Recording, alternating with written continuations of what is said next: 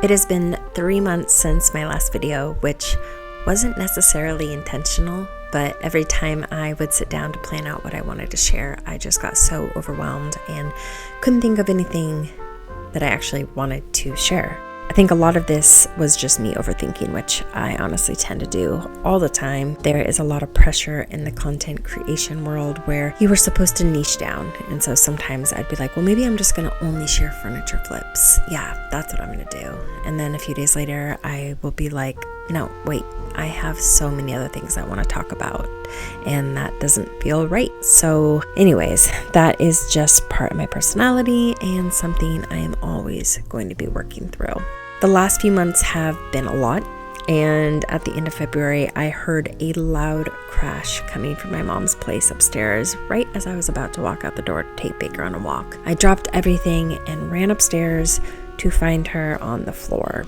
She had tripped over her garbage in her bathroom, fallen, and it turns out she broke her femur. This landed her in the hospital for a week, and then she went to a rehab facility after that for another 2.5 weeks. So all of this was just something that really contributed to me struggling with making more videos and content because I was juggling so much.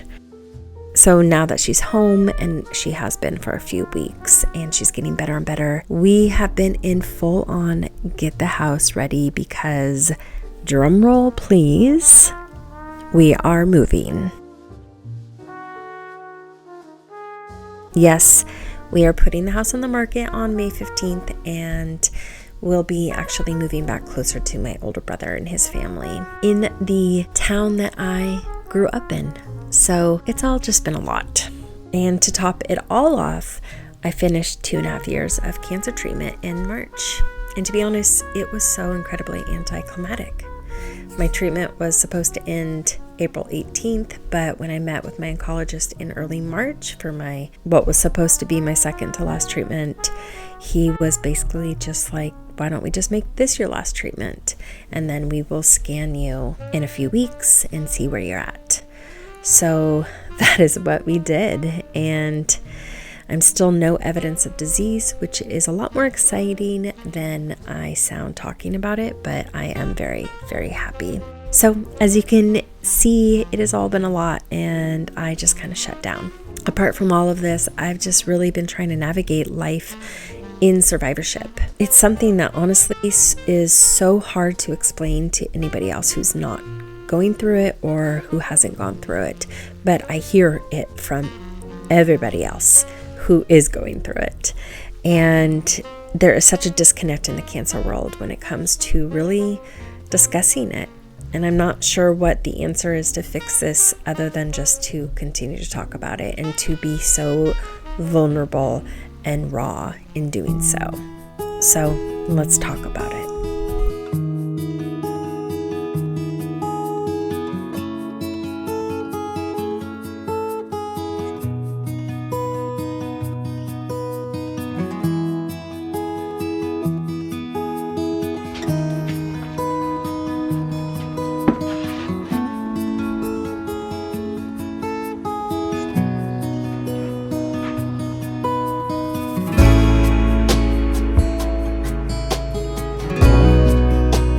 I think that people who haven't been through something like cancer just assume that when you are done with treatment, you will just bounce back to who you were before. Except that person is gone. Long gone, actually. I don't know about others, but for me, I've barely even touched the surface of my emotions and feelings surrounding what I just went through, because for most of it, I was just in survival mode. I don't even really begin to process the gravity of what I just experienced until well after the dust has settled. I guess you could say I'm a delayed griever. Sometimes I don't even realize I'm grieving until the thoughts and the feelings start to bubble up and out in unhealthy ways. Those mostly look like numbing out in front of the TV or social media for hours at a time until I eventually snap out of it and think, okay, something has got to change. I didn't survive all of this to now just sit on my butt and watch TV all the time. If I'm going to live, I need to figure out how I am going to live. So I guess you can say that survivorship comes with its own set of hardships. In some ways, survivorship feels so much heavier. On one hand, I see life differently, more clear. Certain things just don't bother me anymore. Certain people have melted away, and that's okay too. But on the other hand, I feel all this pressure to really figure out this whole living thing. Not waste time, but I'm not really sure what living means to me anymore. And the guilt. The guilt I feel when I have bad days, because how dare I have bad days? I'm still here and so many aren't. It's like this never-ending battle in my brain. Feel your feelings, Amanda, but don't linger in them for too long. Therapy is always for anxiety, or even effective. Online therapy is one of my favorite features is how easy it is to talk. I have seen a couple videos on social media lately from other recent cancer survivors, and it's like we are all in this same boat. Yet nobody is actually really talking about it and talking about it honestly. And I just can't help but wonder if that has to do with the guilt part. There is this huge pressure to just look as if you are so grateful all the time for just being alive. But here's another question I've been thinking a lot about lately. If I can no longer do the things that make me feel alive, am I really living? What people don't understand is how much cancer steals from you. Not just physically, and trust me, it's stolen plenty in that way, but your sense of safety in your body has completely stripped away. Imagine how you feel when you are alone walking down a street at night and you are constantly looking over your shoulder. That is how a lot of us feel living in our bodies now.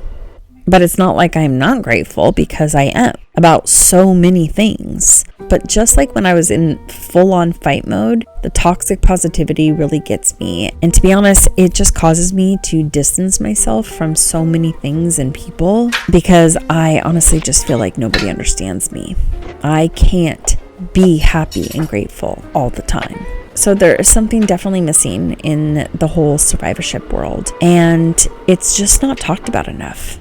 Like I already said, I think the disconnect is that we just need more openness and honesty about how we are really feeling, and the ability to be okay with not being okay all the time. And then we also need to process the guilt a lot more. So some days I'm really grateful, and then other days I am just deep in grief, and that is okay. I think that it's just how it's going to be for a while, and I'm learning to just roll with it. But I'd love to hear from you if you've been through something like this. What did you find worked for you? How did you process all these big feelings? What's changed in your life and what was added? Let me know in the comments below, and I'll be back soon with some more.